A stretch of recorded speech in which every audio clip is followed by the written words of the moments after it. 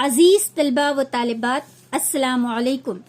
میں پروفیسر سمیہ باغبان، شعبہ اردو، پنیہ شلوک اہلیہ دیوی ہولکر، سولاپور یونیورسٹی سولاپور، ایم اے سال اول سیمسٹر 1 کے نئے نصاب کے مطابق پیپر نمبر 5 اردو نظم کا مطالعہ سے آج آپ کی خدمت میں نذیر اکبر آبادی کی نظم مفلسی کا خلاصہ لے کر حاضر ہوئی ہوں۔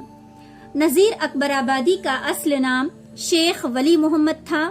یہ شیخ محمد فاروق کے بیٹے دہلی کے رہنے والے تھے۔ 1740 کے قریب دہلی میں پیدا ہوئے، لیکن احمد شاہ ابدالی کے حملے کے وقت اپنی ماں کو لے کر اکبر آباد یعنی آگرہ چلے آئے اور پھر یہیں کے ہو کر رہ گئے اور آگرہ ہی کو اپنا وطن بتاتے ہیں۔ نذیر عوامی شاعر کہلاتے ہیں۔ آپ نے ہندوستان کے تمام رسم و رواج، یہاں کی تہذیب و تمدن، یہاں کے باشندوں کے متعلق اپنے کلام میں ان کے جذبات و خیالات و احساسات کو پیش کیا ہے۔ نذیر کے کلام میں عام انسانوں کے دکھ درد کی کہانی ملتی ہے۔ نذیر اکبر آبادی نے ہندوستان میں رہنے والے تمام غریبوں، مفلسوں کے متعلق ہی لکھا ہے۔ ان کے عمیق جذبات کی ترجمانی بھی کی ہے۔ بالکل یہی کیفیت ان کی نظم مفلسی میں بھی ہم کو نظر آتی ہے۔ ہمارے نصاب میں یہ نظم شامل ہے۔ نظم مفلسی ایک طویل نظم ہے۔ اس میں تقریباً 34 بند ہیں اور یہ نظم مخمس کی حیت میں لکھی گئی ہے۔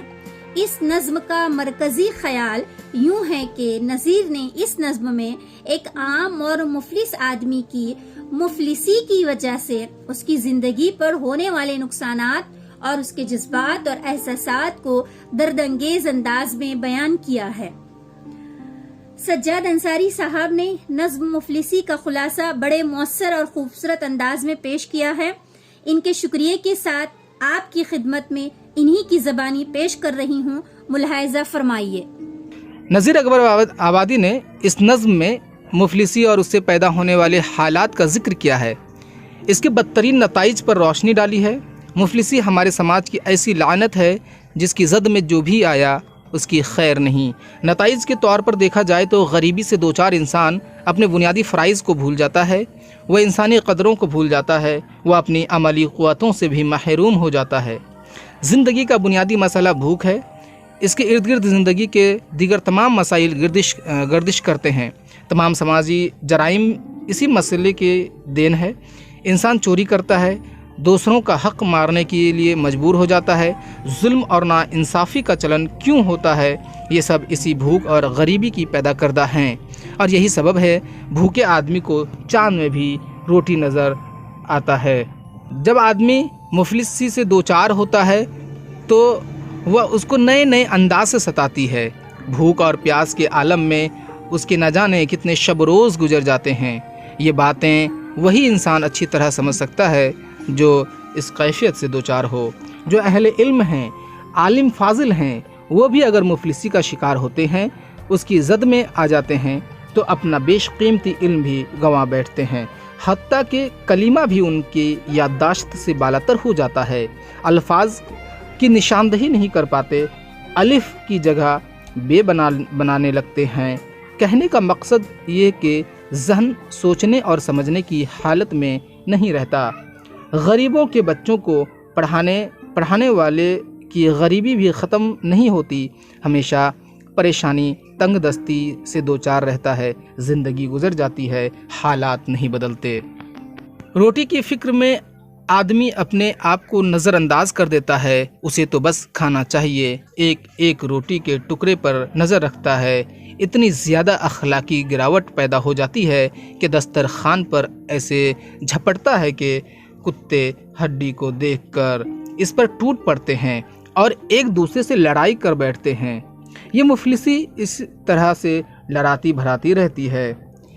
بیوی کے پاس نتھ نہیں، لڑکوں کے ہاتھ میں کڑوں سے خالی ہیں، کپڑے بنیے کے یہاں گروی رکھے ہیں، گھر کی کڑیاں بک جانے کے بعد گھر کھنڈر میں تبدیل ہو گیا، جس میں نہ تو دروازے ہیں نہ زنجیر، نشانی کے طور پر ایک پتھر بھی نہیں ہے۔ یہ مفلسی اور غریبی ایسی چیز ہے جو اینٹ کھودنے پر مجبور کر دیتی ہے۔ غریب کے گھر کی شادی بھی کیا شادی ہے، ہو تو رہی ہے مگر بڑی سادگی سے، نہ گھر ہی روشن ہے، نہ کوئی ساز ہے، کوئی شور شرابہ نہیں، ہر طرح کے لوازمات سے خالی ہے، ماں باپ کے پاس شادی میں پہننے کے لیے کپڑے تک نہیں ہیں، میلی چادر ہی کافی ہے، برات کے نام پر باپ موجود ہیں۔ مفلس آدمی کے لیے شادی بھی اسی طرح ہوتی ہے۔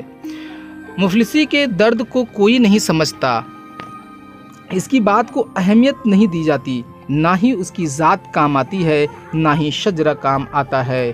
مفلسی انسان کو دوسرے انسان کی نظروں سے گرا دیتی ہے۔ آدمی کتنا ہی اچھا ہو مگر غریبی کی وجہ سے سب ختم ہو جاتا ہے۔ کوئی تو گدھا بنا دیتا ہے، کوئی بیل بنا دیتا ہے، کپڑے بوسیدہ پھٹے ہوئے، بال بکھرے ہوئے، منہ سوکھ گیا ہے، دانت زرد، بدن پر میل جمع ہے، ایسا لگتا ہے قیدی بن کر رہ گئے ہوں۔ مفلسی کی وجہ سے دوستوں کی محبت گھٹ جاتی ہے، جو آشنا ہیں ان کی الفت گھٹ جاتی ہے، اپنوں کی مہربانی، چاہت، شرم و حیا، عزت سبھی کچھ کم کر دیتی ہے۔ ہاں، ناخن اور بال ضرور بڑھ جاتے ہیں۔ جب انسان کے حالات بگڑ جاتے ہیں، یعنی وہ غریبی سے دوچار ہو جاتا ہے، تو نہ ہی اس کی کوئی عزت رہتی ہے، نہ اس کی کوئی خاطر توجہ کرتا ہے، اس کی جگہ تو لوگوں کے قدموں میں ہوتی ہے، اس کی شرافت، اس کی ذات، سب کچھ لوگ بھول جاتے ہیں۔ غریبی کا مارا انسان ہر طرح کے عیب سے دوچار ہوتا ہے، بہت سے نام رکھ دیے جاتے ہیں، نٹ کھٹ، چور اچکا، دغاباز، سینکڑوں الزامات اور عیب لگائے جاتے ہیں۔ یہ کتنا بڑا سانحہ ہے کہ انسان غلط نہیں اور الزامات اس لیے سنتا اور برداشت کرتا ہے کہ وہ مفلس اور غریب ہے۔ آخر میں شاعر خدا سے دعا گو ہے کہ اے اللہ، چاہے وہ سلطان ہو یا فقیر ہو، کوئی بھی مفلسی سے دوچار نہ ہو، کیونکہ یہ انسان کو ترقی کے بجائے تنزلی کی طرف لے جاتی ہے۔ اس لیے میں مفلسی کی کیا کیا خرابیاں بتاؤں، یہ باتیں تو وہی اچھی طرح بیان کر سکتا ہے جو اس سے دوچار ہوگا۔ یہ تھا نذیر اکبر آبادی کی نظم مفلسی کا خلاصہ۔ نذیر اکبر آبادی نے مفلس آدمی کی زندگی کے جذبات اور احساسات کو بہت ہی خوبصورت انداز میں بیان کیا ہے۔ نذیر اکبر آبادی کہتے ہیں، ان کے چند اشعار ملاحظہ ہوں: جب آدمی کے حال پہ آتی ہے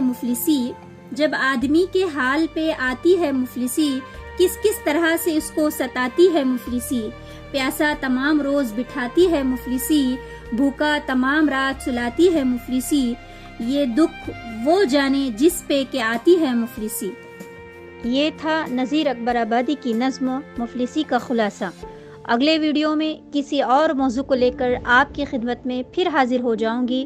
تب تک کے لیے اللہ حافظ، فی امان اللہ۔